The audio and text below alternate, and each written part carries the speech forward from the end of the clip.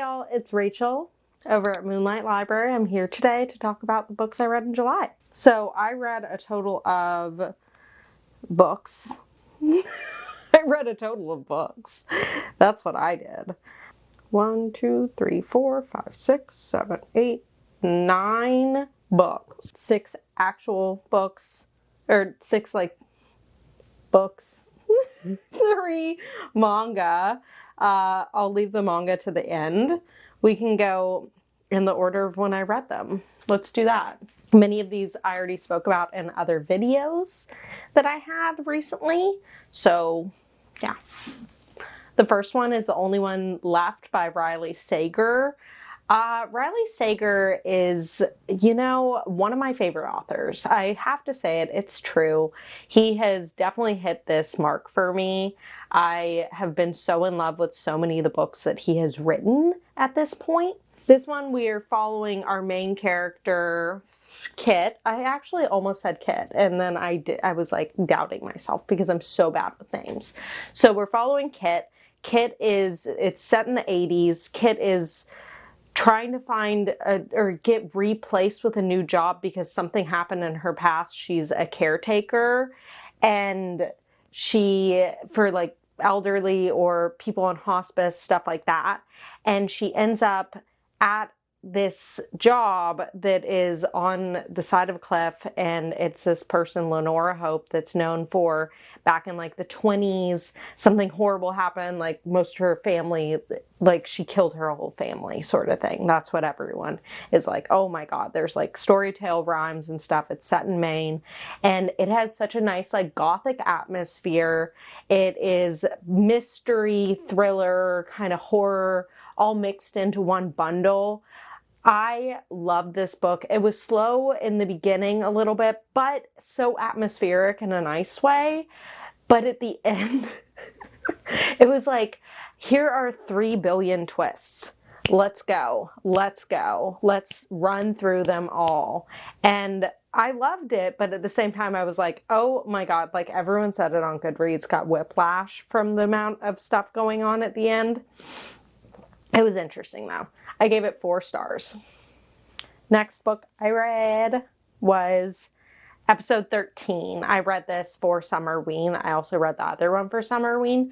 And this one I was really excited about because it follows it's a mixed media that follows a film crew on their 13th episode of their ghost hunter show. It's supposed to not be other ghost hunter shows, but I'm sorry, it sounds like other ghost hunter shows to me. Just saying. So you have the person who believes and the skeptic. It's a light crew. They're going into this place that's supposedly the scariest place in the world.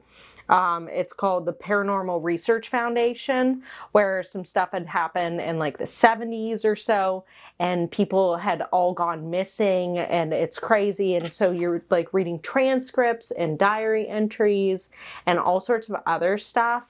And I was loving it. I ate this shit up. I ate it up. I don't think it has the best ratings, but for me, this worked. I was I love the mixed media elements. I want another book like this. I want something else that gives me these same vibes. And it has, everyone says, it is a lot if you like House of Leaves, this is a book that you might like or might hate. But I was I love the inspiration. This man definitely read House of Leaves. I'm here for it. And I'm living with it, and I'm into it. 5 stars. So the next book I read, I listened to the audiobook for this one, and oh my god, look, let me get the name for it. The Never King by Nikki St. Crowe. I was I'm kind of interested in reading some, I don't know what happened with me. I was this is pretty short. I just want something to listen to right now. And I didn't really want to look a lot. And I was Peter Pan style smut, interesting, retelling, interesting. It was dirty. It was I don't know. It's a reverse harem, and it is just sex on sex, but I didn't care about any of the connections at all. yeah, I think I can be into smut, but I think that it has to have more of a story and more of a point to me. I gave it originally 3 stars, and then looking back on it, I pulled it down to a 2 because I was like, I just can't with this. Like, this is not for me. This was not written for me. Someone else will love this book, but it's a whole series. And yes, spoiler alert, I did read the second one. I'm not going to tell you about that right now, but I don't know. I was like, I'm into this like romantasy thing going on, and I thought that maybe this would be a thing for me, and this wasn't the thing. But I'm sure there's another book within this vein that could be a thing for me. 2 stars. Next, I read Wrong Place, Wrong Time by Gillian McAllister. This one we are following, never good with names, Jen. I think her name's Jen, actually. Doesn't even say here, but I'm pretty sure her name is Jen. And it's in the third person, which, you know, I'm kind of finding myself gearing more towards books in the first person, especially like a thriller. You know, it kind of takes you out of it. Anyways, I thought it was a really interesting premise. So we're following Jen. It is sometime in October, like end of October towards Halloween, but I don't think it is Halloween. And it's the middle of the night, daylight savings time's happening. She's waiting for her son to come home. Her husband's also awake. Her son is walking up the yard, and some guy is following him, and he stabs him. And the man dies. And then all of a sudden, fast forward a little bit, she goes to bed, wakes up, and it's the day before this happened. And then we start going backwards in time. And it's like a weird reverse, or not reverse Groundhog's Day scenario, but it's like a play on a Groundhog's Day scenario. And I really appreciated the craft that goes into and the thought that goes into that sort of thing.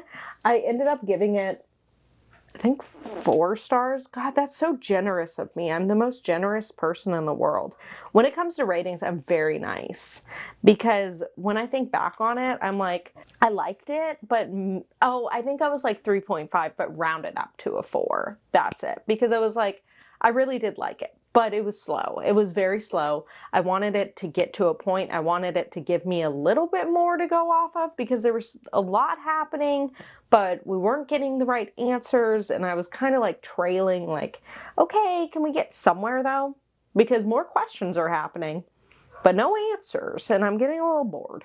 That's how I felt. Then I read Lute. And Lute, I saw some bad scores online for this one, and I was a little scared, but I had bought it, and I was like, I really want to read this book. And it felt very like summer to me because it actually is set in the summer, so that's great. And it is on this island, like off of the coast of the United Kingdom. I don't know exactly where. And it's set a little bit in the future. There's like a World War III sort of thing going on. And there's also America against like some European countries and some stuff going on, like outside of the scope of this book. This is a horror novel. So we're following our main character, Nina, and she has married a man from Lute. He's like the Lord of Lute, and every 7 years they sacrifice 7 people, and that makes it so Lute is like the perfect place to live. No one dies outside of this, or maybe, I don't know. I think they can, but it's like more like you died of old age sort of thing. But no one dies of tragic accidents.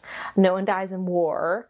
The weather's amazing. There's no like issues. There's no problems. No one has money problems. We're all good. We're happy here. And she loves her life. But as the day's coming up, she's like, is this real? You know, and it gets pretty weird. This would definitely, I would call it a light horror. Like, I don't think it was especially like haunting. I could definitely sit alone in a dark room after reading this for like 5 hours and feel totally fine. So that's how I felt about it. But I enjoyed it so much. I thought it was really good vibes. I thought there were great characters. There were some surprises. There were things that, like, I wasn't able to call what was going to happen, and I really appreciated that from this. So I ended up giving it 4 stars because I was like, I had a fun time. And that's what I'm looking for, is a fun time. That's it. Okay, now we have Rachel's new baby. And that is Zodiac Academy. What happened? Who is she? The Reckoning. So, or no, that's the one I'm reading right now. Sorry, I'm on the 3rd one now. So, The Awakening. The Awakening follows Tori and Darcy. They are living in the mortal world until one day, oh my God, this man comes out of nowhere and he's like, you are Fae royalty and your parents left you here as changelings and we must take you back to Faeland, you know? Everyone in Faeland basically fucking hates them because they're like, no, like, you are not going to be, like, we already have new stuff going on, like, you're not gonna rule the throne. Ew. So, it's a bully romance. It is, obviously fantasy set. It takes place at this school.